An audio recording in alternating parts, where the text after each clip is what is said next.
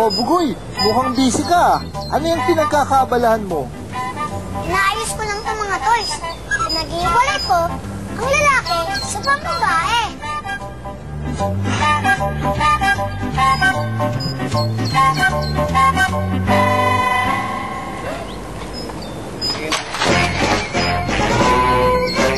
Oh, Kuya Andre at Icy!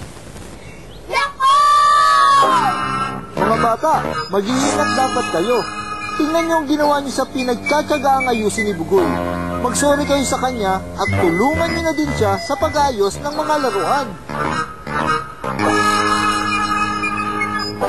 Sorry, Bugoy, sorry. Naging makulit kami at nagulo. Wala Kuya Andre at Icy. Bugoy, ano ayos nito? Nag-iwalay ko lang ang panlalaki sa pambabae para mas madaling hanapin.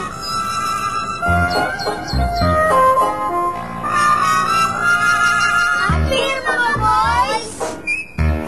Ayan, maayos na ulit, Kuya Bugoy. Pareho pala kayo ni Kuya John Lloyd.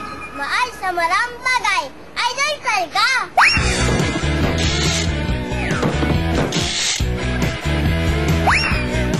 Ang gulo-gulo ng gamit ko. Hindi, ito t-shirt ko eh. Hindi pa rin ito eh. Ay, kakagod. Ang gulo-gulo ng gamit ko.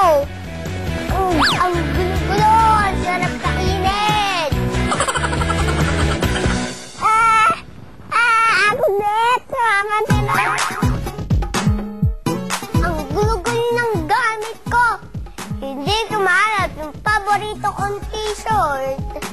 Hi. Ang gulo-gulo na gamit ko. Pati ako. Ang gulo-gulo ko. Kailangan ko ng tulong!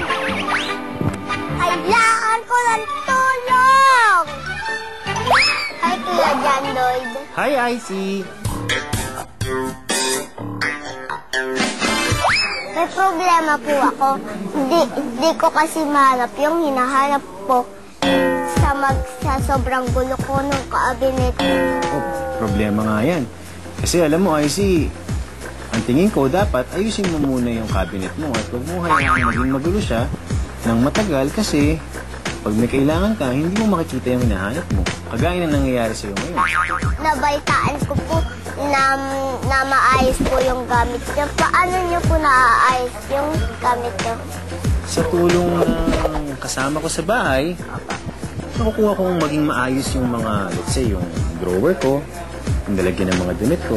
Pero, hindi ka dapat umaasa sa mga kasama mo sa bahay. Dapat ikaw bilang lalaki, dapat marunong ka rin. Paano ko kaya maaayos din yung gamit ko? Paturo ka muna sa, sige, mommy o kaya kay daddy, di ba? Kung ano ba ang tamang pag-aayos ng gamit. Halimbawa sa bag mo, saan ko ba dapat nilalagay yung tuwalya ko? Saan ko nilalagay yung sipilyo ko?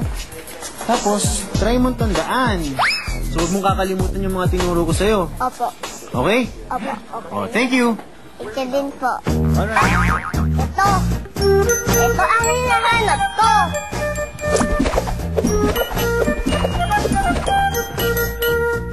Approve.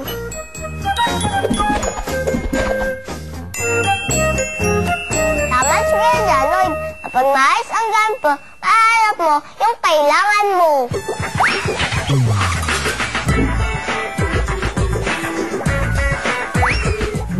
Sa lahat ng bagay, dapat laging malinis.